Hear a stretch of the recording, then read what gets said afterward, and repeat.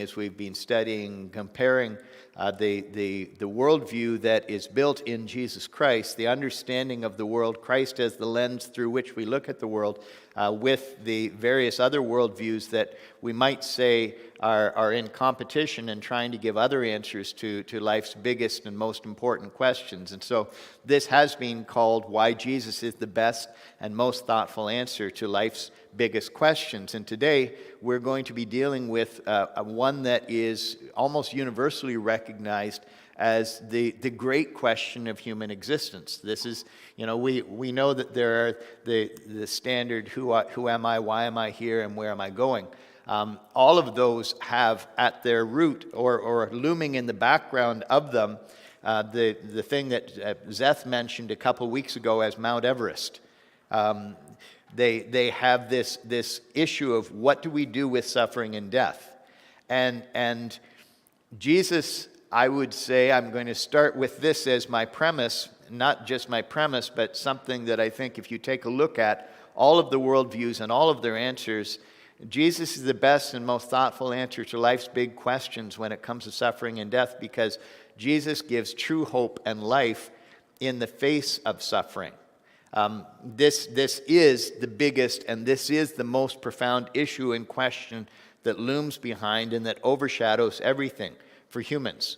What do we do with suffering and death? And it's interesting, even as we took time and as we shared prayer requests, that if you stop and you think back about what we were sharing and what we were considering, in many cases, these are matters of suffering and death. And so we ask ourselves, how do we reconcile with this business, this issue of suffering and death that's it's appointed to man once to die. That's what the scripture says. It's a certainty.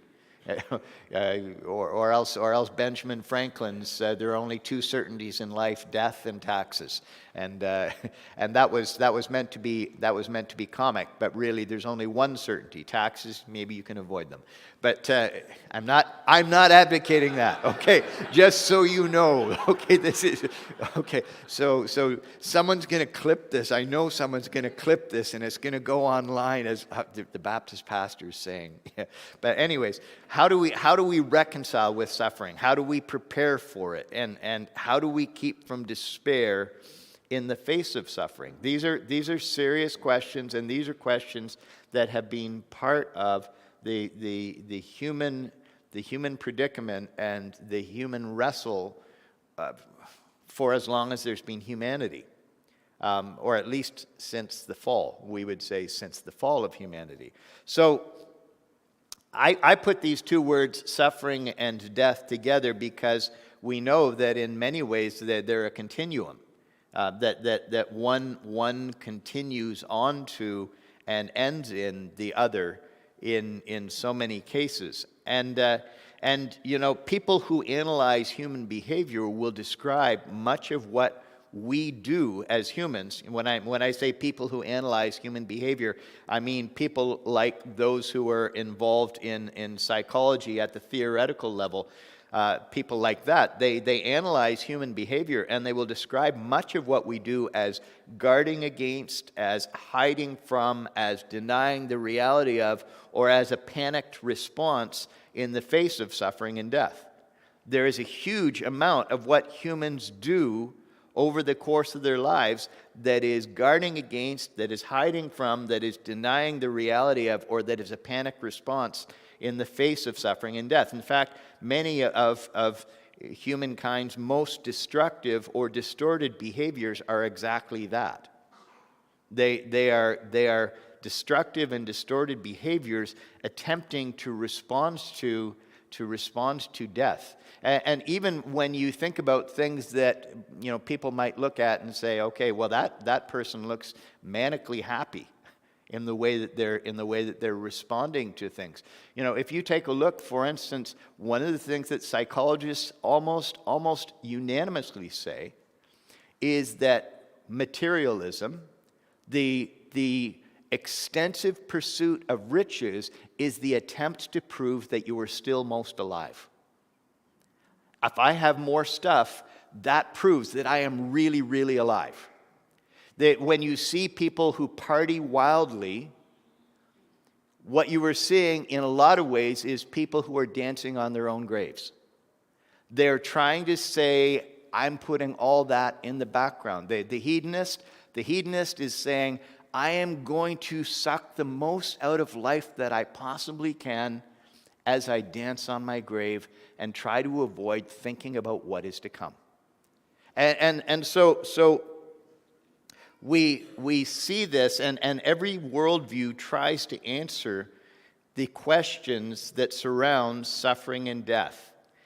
And interestingly, as I think about it from the perspective of where one of our primary answers, and when I say our, I mean the North American continents, one of the primary responses against Christianity is, of course, the response of atheism. And interestingly, many who call themselves atheists don't so much have an answer, they're just angry that the Christian answer isn't one that they like. As I was thinking about it, I was thinking to myself, more than anything, atheism really isn't a worldview. Atheism is an anti-worldview. It is a we don't have any answers and we're satisfied being there because then I can do what I want. And so we have this happening, and the atheist response inside of our culture is typically just but I don't want the Christian answer. I don't like what the Christian answer has to say. And you and I, if you're here as a follower of Jesus Christ, we remember and we pay particular attention to the heart of our answer to the matter of death and suffering 5 days from now. We are going to be 5 days from now particularly focused on our answer to the matter of suffering and death. Explain what I'm saying when I say that. How is it, what is it that's going on 5 days from now, and how is it the explanation and the answer for us when it comes to thinking through these big matters of suffering and death? Give me some ideas. Yes, Callie. Okay. So we have the reality that ultimate meaning entered into humanity. And when ultimate meaning entered into humanity, he deliberately entered into our suffering. He came alongside of us and he entered into our suffering. So now that's an interesting thing, because all of a sudden, suffering is not something that just is. It's not something that's just meaningless. It's something that ultimate meaning himself explains has meaning, and he's answering it. Okay, what else?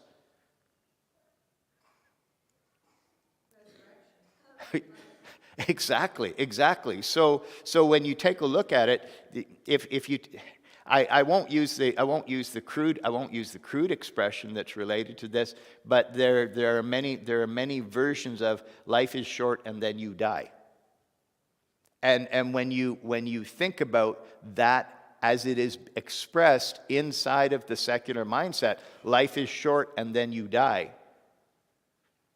What's going on with all of that is the idea that basically there is no hope. There is no meaning. There is nothing beyond this.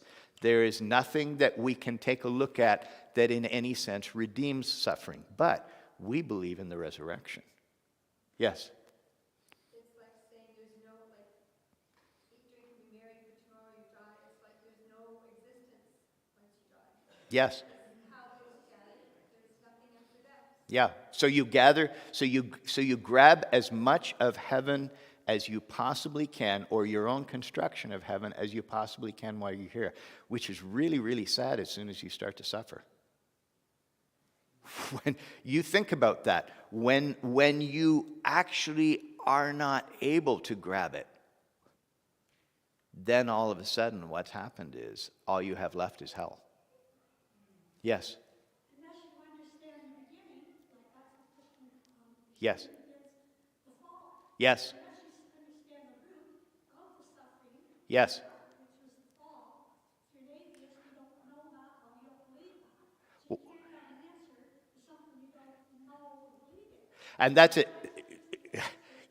Yes, that's a right. This is a very, very big thing. If we are going to think through the answer, if we are going to think through the whole issue of suffering, its meaning, why there is such a thing as suffering, why there is such a thing as death, we have to have a big picture response to it. As I said, in many cases, atheism is really more an anti-worldview than it is a worldview. And it's interesting how many times what happens is it's essentially when you hear people express it, there is underlying this anger against God that comes with even the misunderstanding of the fall and its impact. Because how many times have you heard someone who is an atheist say something like, if there is a good God, why did he create suffering? Why did he make an evil world? And so you listen to that and you think, well, you don't have really an understanding of what you're talking about here that you're getting angry at and that you're turning away from. Okay, so we think about this and we understand that Christ's incarnation and his crucifixion and his resurrection are the most profound and complete answer, and they take suffering the most seriously as we look at what they have to say in response to this huge looming issue. And as I said already, many who reject the existence of God hold up suffering as their greatest barrier. They hold up suffering as the thing that is their trump card argument against why God exists. There is suffering, so God cannot exist. And sometimes they do so seriously, and we recognize that there are people who say if there is suffering, God can't exist, and they do so from a place of profound pain. And sometimes they do so because they think it's a cliche, and they think it's the intellectual response, and that they've come up with something that just stops you. You don't have any response to them. They think it's a winning argument. So it's probably a useful thing to distinguish between, am I talking to somebody who actually is coming from a place of profound grief? Or am I talking to somebody who's coming from a place where, well, this is the convenient cliche and they hope it makes you shut up? But the problem with that is that the Christian worldview takes the question of suffering seriously, and it matters. Understand that suffering matters, and we understand that suffering is to be pushed back against. And it is most ultimately pushed back against, in fact, defeated in Jesus. That's what we look at when we look at the cross. Jesus is the answer to suffering and death. The cross is the answer to the suffering and death, and the resurrection is the answer to suffering and death. And all of this because humans matter. We're created in the divine image. We are eternal beings. And sentient creatures matter because of the fact that we have been put into this world and given divine stewardship. So when you work to make sure that an animal doesn't suffer, that is a stewardship responsibility. That is a call on you as someone who shares in the divine image, and then as a sharer in the divine image, you are called to fulfill your stewardship with the gifts that God has given us. Now, for the atheist is angry that God allows suffering and just retreats to the position that and yet as they reject God, they're retreating to a position that ultimately doesn't make any sense, because they're angry about suffering, and then they say, so I'm going to retreat to a position where I say that suffering doesn't matter. It has no meaning. Because if you think about it consistently inside of the atheistic worldview, The organism experiences a pain stimulus response, but in the end, do I have to care? All it is an organism experiencing a pain stimulus response. And it's an interesting thing to me as I take a look, because in the West and in China, one of the outcomes of this worldview's pervasiveness has been actually a growing apathy. And that growing apathy is the understanding that nothing matters. It's either a growing apathy or it's a frenetic pursuit of pleasure. Because what happens in all of this, if there is no meaning, then why do anything? And as you take a look, I don't know if this is something that you think about, but in China, they're talking about the fact of, very similarly to us here, they're talking about the fact of a whole generation of young people, and they have a Chinese word for it, but basically they lie on the couch all day. And this is a fascinating thing. They lie on the couch all day because of the fact that they have no sense of the fact that there's meaning, that there's hope, that there's a future, that there's anything. And when I take a look at it, I think about it even in terms of the fact that what we have is we have a significant generation of younger people who have been steadily indoctrinated with the idea that there is no meaning and that there's no reason to get up and fight against suffering, and there's no reason to battle for what's good. And so as a result of that, it's kind of like, well, what do I do?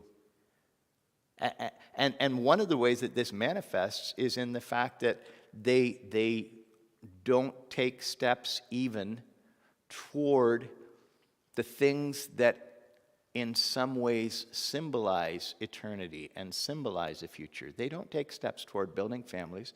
They don't take steps toward having babies. And this is not, by the way, this is not for young people who are caught within this culture and the impacts of this culture. This is not a condemnation of you as you are caught within a culture that thinks this way. But this is the reality of it. There is no priority to making families, to building a future, no priority to having babies, which in some way are a physical picture of the continuity and eternality of the human species. And you see this apathy that's grown up toward this, and it's grown up toward this because there is no meaning. And people have heard so steadily this undercurrent message that there is no meaning. So what happens is, inside of the atheist worldview, many who reject the Christian God settle on, if I were God, I would do better. And they're angry. But they have committed to a worldview where there is no objective measure of better or worse. There's only what is. And they make use of this binding value judgment and anger at a God who allows suffering. But these are the fatal flaw of that worldview. In fact, it opens the crack to God because their anger comes out of a flawed understanding. This understanding that somehow God made evil and that somehow we can have relationship and personhood without God. So let's come to the Christian worldview and what it teaches us when it comes to this issue of suffering. And let's take some time and let's think about that. The first thing that I would say when it comes to our understanding of suffering and thinking about this big looming issue that suffering and death is that we come to what Dorcas was talking about when she talked about the fact that God made a good world. And as God made that good world, it is rebellion against his good design that unleashed suffering and death. What's the conclusion all the way along through the creation process in Genesis chapter 1? What's God's conclusion after he completes each of the portions of creation? What does he say? It was good. What's he say when he comes to the culmination of it all? It was very good. So we have this God as the creator and designer of a very good world. But then we come over to Genesis chapter 3. And in Genesis chapter 3, we come to the result of the rebellion of man and woman against God's design. And as they rebel against God's good design, what do they end up with? What do they end up with? Turn over to Genesis chapter 3.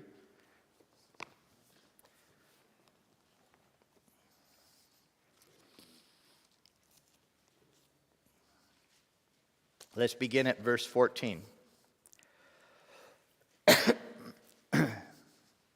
Genesis 3, verse 14 says this.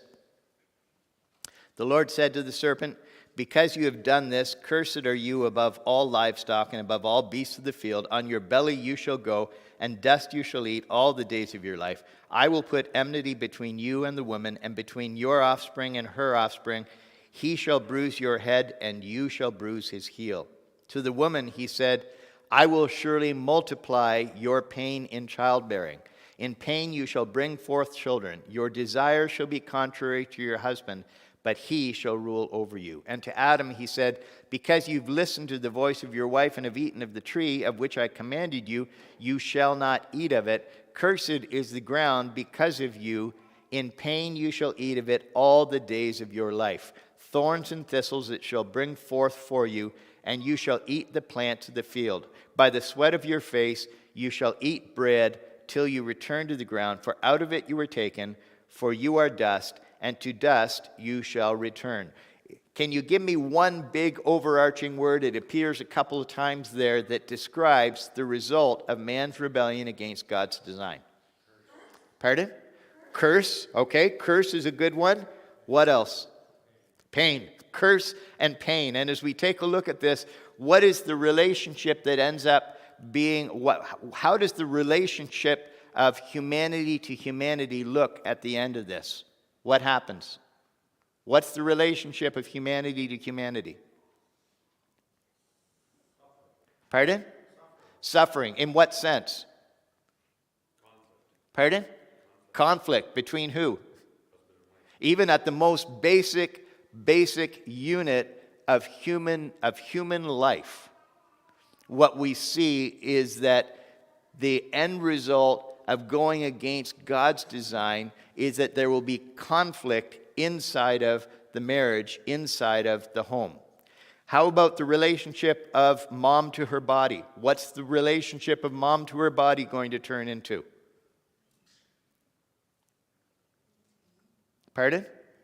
Okay, talks about pain in childbearing. So you have this sense of the fact that all of a sudden what's supposed to have been the joy of ongoing life, the joy of the perpetuation of the human race and the continuation of humanity, so not only staying alive oneself but seeing new life come in, that all of a sudden becomes a dangerous and painful thing because of rebellion against the design of God. Yes, Dorcas?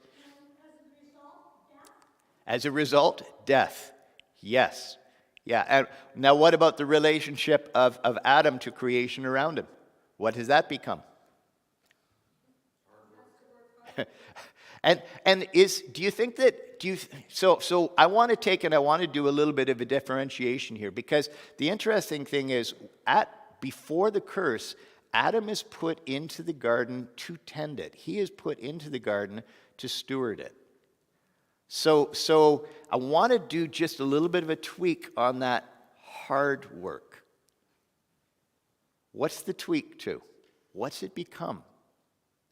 Yes? Unproductive work. It becomes futile and frustrating and difficult, and things break, and you get hurt, and bad things happen, and thorns stick into you, and all that sort of stuff. So all of a sudden, the relation to creation becomes adversarial.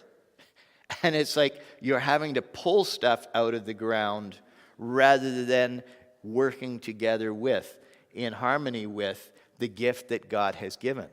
So we have all of this. And And as we think about this, we stop and we ask ourselves, so why would God allow the rebellion sin that would lead to suffering and death? Why does he allow this? Why does he allow Adam and Eve actually even the opportunity to get to where they get to? Why do you think? Absolutely. That stands at the top. It's to demonstrate his glory and his attributes. And what's the pinnacle of that? His grace. Yeah, God is a God who is gracious. Now, we understand that. God does this to display his glory and greatness. Ultimately, and actually I have the word ultimately in my notes, just like you have there, Alan. But we understand too, as we picture this whole thing, and let me kind of flesh this out for you. It's something like this. God, who is himself essentially relational. God, who in his triune being is eternally in relationship. God is love. As we think of his glory and his greatness, God is love. And he created finite persons to be in relationship with him. He created little finite images of him to be in relationship with him. And what we come to is this: the possibility of genuine relationship. The possibility of genuine relationship. If there is that possibility, there must be the genuine possibility of not being in relationship. Because if there is only the possibility of being in relationship, of functioning according to design, and thus not experiencing suffering and death, if there is that is not relationship, that is programming. And that is robots produced so that nothing breaks down. So the possibility of relationship also has to include with it the possibility of not relationship. And this is why there is suffering in the world. If I was able to guarantee you, John,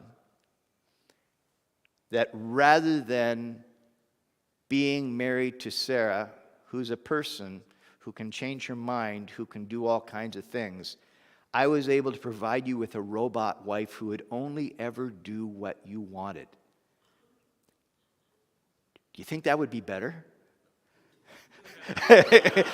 See, I asked him to get I got the answer that I wanted by putting his wife right beside him when he gave the answer. But you know what? Here's the thing. So he gave me the answer that I expected him to give me, but I also know that it's the answer that he means. Because the fact is, if she was a robot, and if she was programmed to do exactly what he wanted every single time, that's not a relationship. How many of you find great joy and value in relationships? If you were to take and think instead of that in terms of programming, would you describe your interaction with your robot as relationship or as convenience? That's all it would be. Yeah, Sylvia. Mm-hmm. Okay. Because, I mean, the Trinity, they have a relationship Mm-hmm. with each other, and you don't have to have suffering in order to do that. Right. Adam and Eve, before they fell, had a relationship between each other and with God Mm-hmm. before. Mm-hmm. And when Christ returns the second time, Mm-hmm. there'll be no more suffering, and we'll still have a relationship. Right. I don't know if we need to have suffering in order to have a relationship. Okay, so now here's where you get into something interesting. The old theologians talk about this as a probatory period. Probation. What do you think they mean when they talk about this as probation? Pardon? Tested? Tested? What do you think the testing is toward? It's not toward whether we can attain. It's not toward whether we can do it.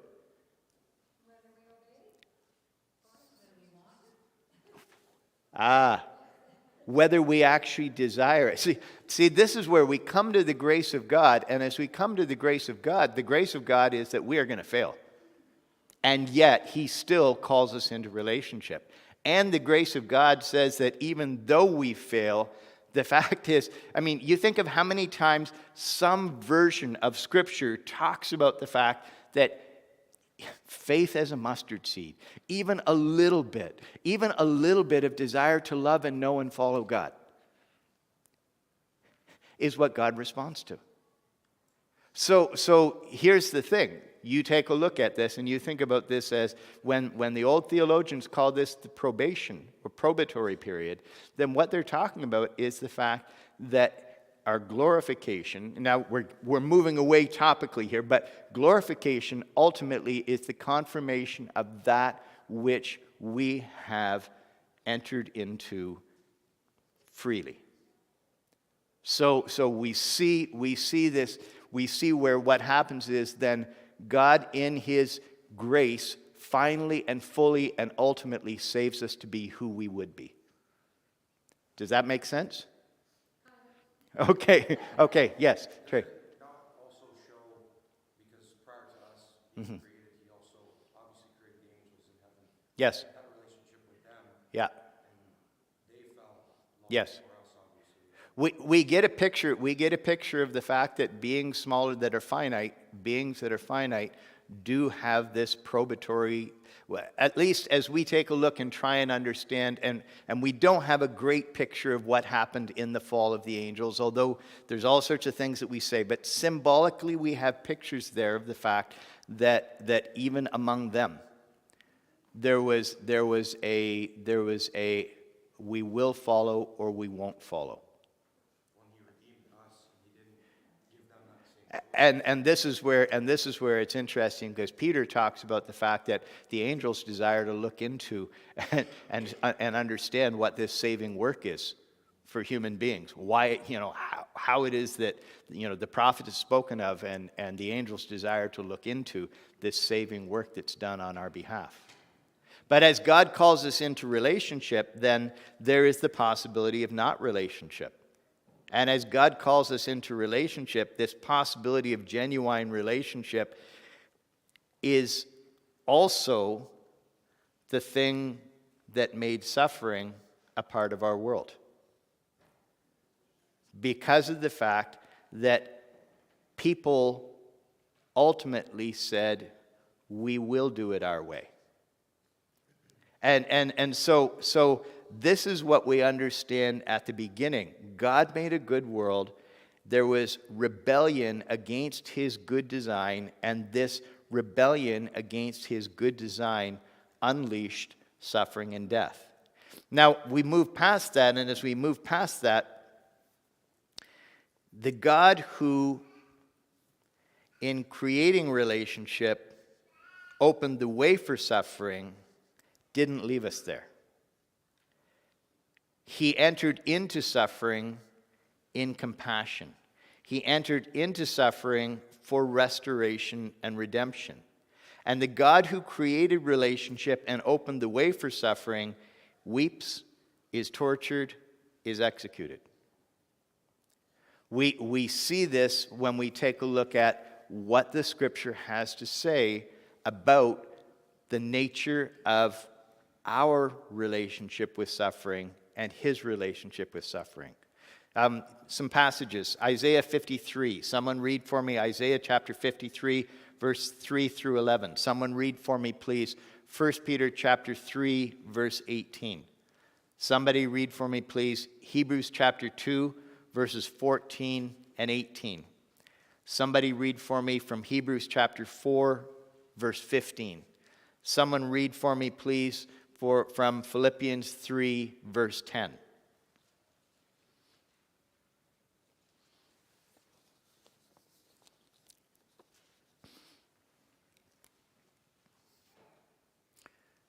Okay, go ahead. Isaiah 53, verses 3 and 11. Yeah, Alan, go ahead. 3 and 11, please. Yeah. He was despised and forsaken of men, a man of sorrows and acquainted with grief. And like one from whom men hide their face, he was despised, and we did not esteem him. Okay. It says, and as a result of the anguish of his soul, you will see it and be satisfied. By his knowledge, the righteous one, my servant, will justify the many, as he will bear their iniquities. Okay. So we have this picture prophetically of the fact that the suffering servant that he is going to be the suffering servant, that he is going to enter into suffering, that he doesn't remain detached from it, but he actually deliberately enters into it. As we go on, 1 Peter chapter 3, verse 18. For Christ also suffered once for sins, the righteous for the unrighteous, to bring you to God. He was put to death in the body, but made alive in the spirit. Okay, so we think of the defiance against design, which is sin, and Jesus suffered as a result of our defiance against God's design. And Jesus suffered so that we would not have to suffer for our defiance against the design of God. Someone read for me from Hebrews chapter 2, verse 14 and 18, please. Since the children have flesh and blood, he too shared in their humanity, so that by his death he might destroy him who holds the power of death, that is, the devil. Because he himself suffered when he was tempted, he is able to help those who are being tempted. Okay, thank you. Hebrews chapter 4, verse 15. For we do not have a high priest who is unable to sympathize with our weakness, but we have one who in every respect has been tested as we are, yet without sin. Okay, thank you very much. Okay. So now that's interesting, and we won't develop on this anymore, but isn't it interesting, Sylvia, to think about the fact of Jesus Christ entering into the probatory period? He's tested. He's tested. Okay, so Philippians chapter 3, verse 10. And the power of his resurrection, and the fellowship of sharing in his suffering, becoming like him in his death. Okay. So we won't go any further right now, but the thing that I wanted to really picture for us is that what happens is when we take a look inside of our understanding of the world and living in the world and looking at this through the lens of Christ, what happens is the Christian answer is that the God who created the world, who opened the way for relationship and so opened the way for not relationship, because for there to be relationship, there has to be the possibility of rejecting relationship. That God, then, when we rejected, when we went our own way, he entered into our suffering entirely. He took on, as it says in Hebrews, he says, he became like us. He took on flesh and blood like us so that he could face death, so that he could face suffering in the way that we face suffering. And so the Christian worldview in the face of this big mountain that we call suffering, what it presents is a God who is deeply compassionate in the suffering of his people. Not a God who says, I'm going to inflict, but a God who enters into. In fact, the infliction, as we understand it, the infliction is the result of the rebellion against what was good and the determination to set up something other. Okay, so I'm going to stop there, but I want you to just to think about this from the perspective of, when people ask a question like, well, if there is a good God, how could there be suffering in the world? Well, there is suffering in the world because although there is a good God, there are people who reject the design of the good God, and the end result of that is that suffering comes, and God is so good that he compassionately, lovingly enters into and walks in our suffering with us. Okay, Any, yes, Alan? Yes. Mm-hmm. To rationalize, you know, if there's a good God, how can there be suffering? I think part of that is the element of coping with how it says in Romans 2:14-15 that God's law is written on their hearts. So what you mentioned with Hebrews 9:27, Mm-hmm. that it's appointed for men to die once and after this comes the judgment. Mm-hmm. I think part of that is their coping mechanism out of fear, Mm-hmm. based on what Hebrews 2:14-15 says, that they're enslaved to the fear of death. Yes. So Yeah. I think that's a big part of their apathy. It comes out as apathy, but internally, Yeah. when they're dealing with their own conscience, I think it's struggling with the fear of death. Yeah. So what apathy becomes is deliberate blindness, right? It's like, okay, if I close my eyes and squeeze them really hard, I'm not going to see what's coming. Yeah. Yeah. Okay. Yes. Sure. I had Isaiah 53, 3-11, 1 Peter 3, verse 18, Hebrews 2, verses 14 and 18, Hebrews 4, verse 15, and Philippians 3, verse 10. Probably I said more, but yeah, sorry about that. Yeah. Okay, so let's take a moment and let's pray. Father, thank you for your goodness to us, and I pray that you would be at work in our hearts and minds so that we are people who marvel at your goodness, the goodness that you showed to us in the fact that you would enter into our suffering. We thank you for your Son. We thank you for the fact that he is a high priest who is completely aware of the struggles and the infirmities that we have, because he walked alongside of us and he faced these things in order to secure for us hope and an answer to suffering and death. Lord, it's an amazing thing to know that we have the hope of the resurrection.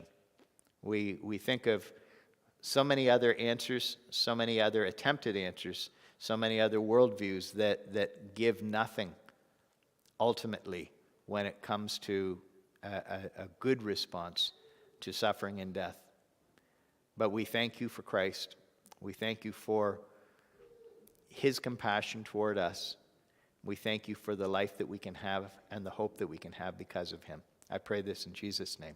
Amen.